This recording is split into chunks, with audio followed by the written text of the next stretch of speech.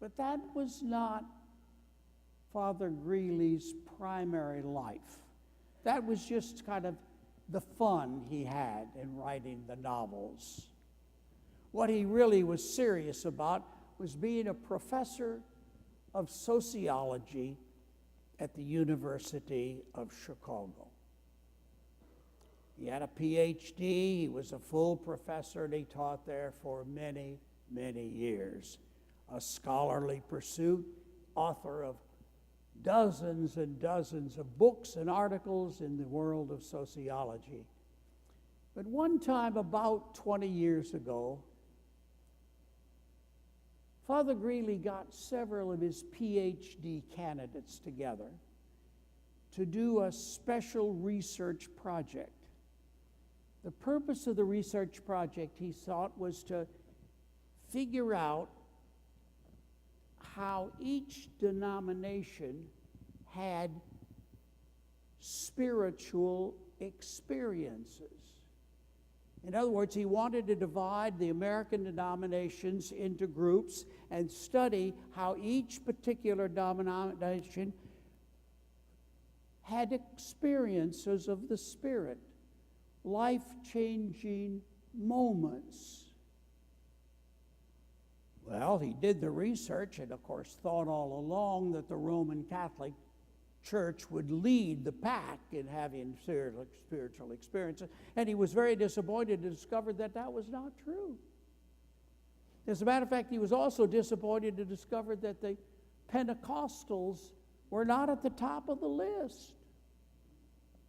He naturally expected they would be.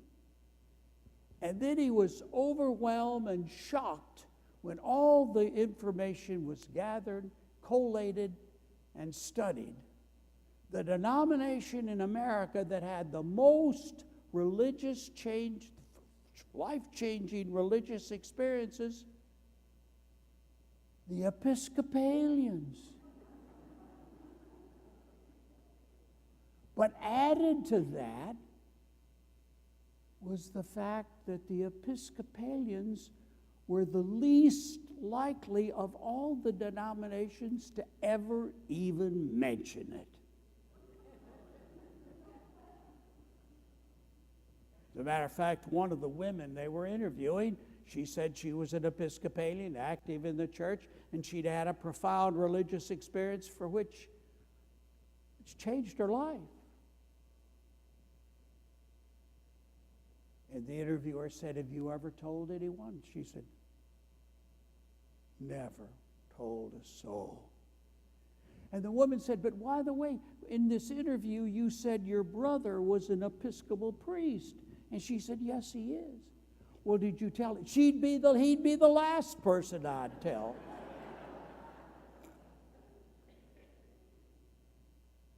Episcopalians, more religious experiences than any other faith group in the country. If Father Greeley's right, and I suppose his research is, right here, today, in this congregation, there are a number of you who have had such an experience. Some of you have never told anybody. Some of you have.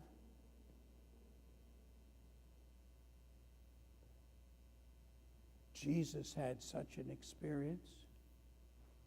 Remember, he went up on the mount with his three best friends, Peter, James, and John.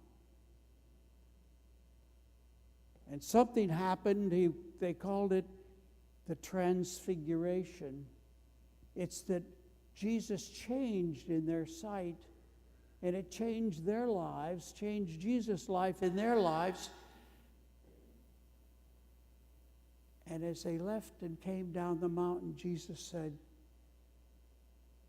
"Don't tell a soul."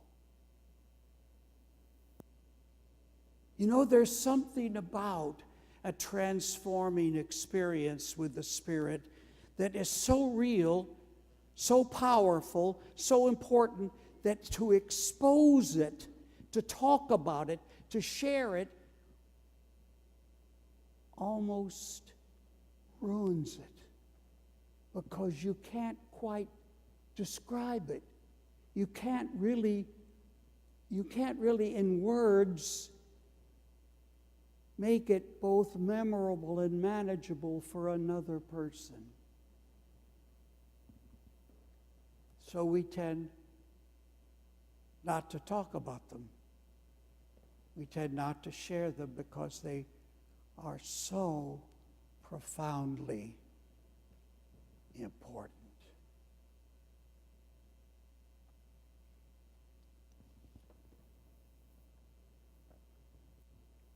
The culture doesn't help us have those experiences. It used to. When I was a kid growing up in a little town in western North Carolina, we had 2 picture shows. That's what we called them in those days, picture shows. We had 2 picture shows, the Strand and the Colonial. It was about the only thing to do in Canton, North Carolina, was go to the picture show. So they were very important. We went to the Strand one day, and the next day we go to the Colonial, back and forth. Except on Sunday. Never went to the picture show on Sunday because the picture show was closed on Sunday. But not only was the picture show closed on Sunday, so was the drugstore, so was the filling station, so was the grocery store. Everything was closed on Sunday, so it helped us, supposedly, in our journey in the Spirit. Because if you couldn't go to the picture show, you pretty near had to go to church, because that's about all there was. Not only did that happen in the Blue Laws in Canton, North Carolina, when I was in New York City and rector of Trinity Wall Street, that church is 300 plus years old, has a vast archives, huge, 2 full-time archivists. One day she called me on the phone upstairs in my office, and she said, "If you've got time, please come downstairs. I have something that I want to show you." Well, I got on the elevator and rode down to the archivist's room and went into a conference room, and there on a big table, spread out 5 newspapers. She had pulled them out of the archives and wanted me to see them because they were 5 New York newspapers, and every one of those New York newspapers had in it, published on Monday, the complete text of the sermon preached in Trinity's pulpit the day before. The complete text of a sermon in the secular press in New York City. They were trying to help us with our spiritual journey. The whole culture was doing all kinds of things to help you and me on this spirit. That's gone. Can you imagine? It's almost laughable, isn't it, that a downtown parish would have one of its sermons published in a commercial paper today. You see, we're on our own when it comes to the spiritual journey today.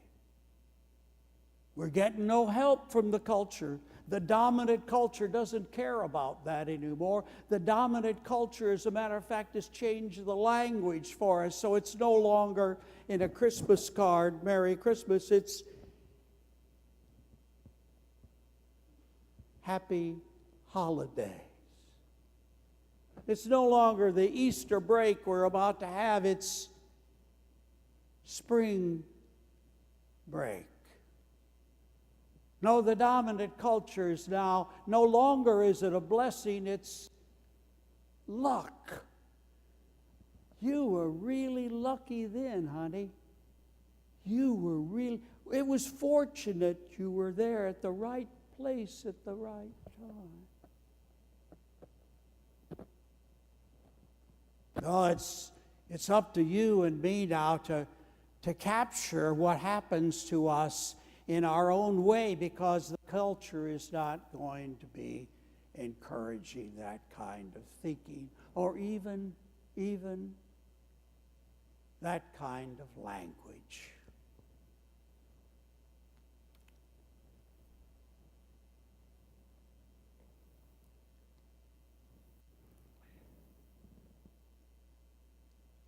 I was invited to speak to a small church a few months ago.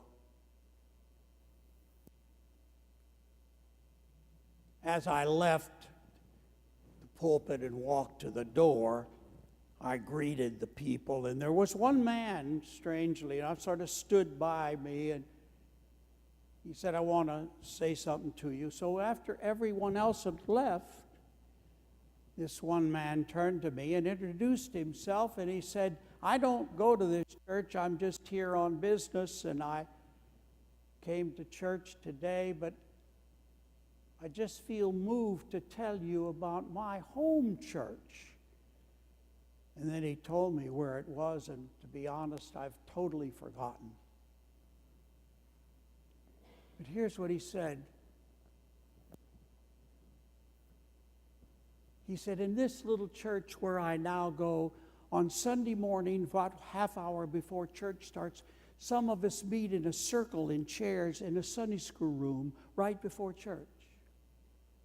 He said, we all sit quietly until finally somebody in the room starts off and says, 'During this past week,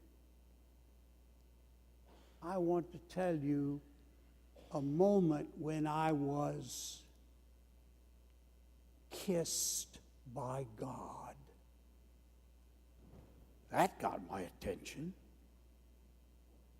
Kissed by God. I'd never heard that before.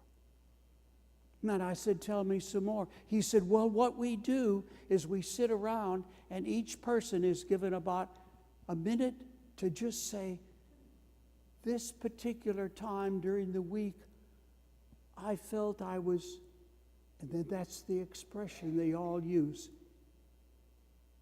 "kissed by God." He said, "We don't use the word luck anymore. We don't use the word I was at the right place at the right time."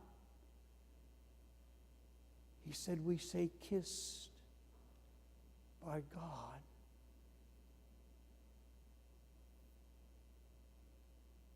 It got my attention so much that I'm sharing it with you today. Because you see, that word kiss is still a very powerful and potent word for you and me. It hasn't lost any of its power in our lives.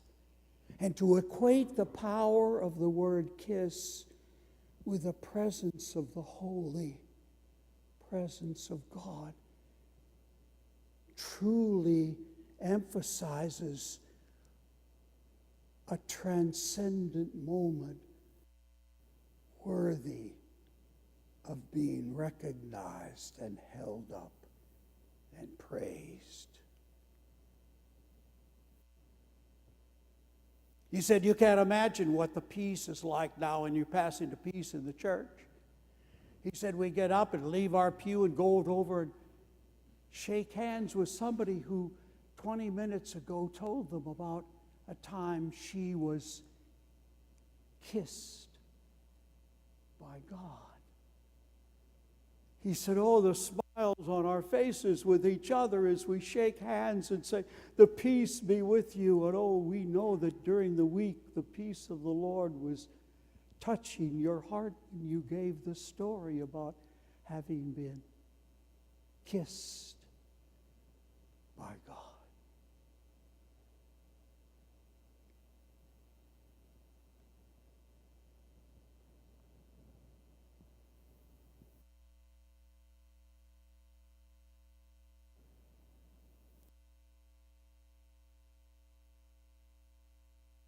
for yourself during these 40 days is stop before you go to bed, before you retire,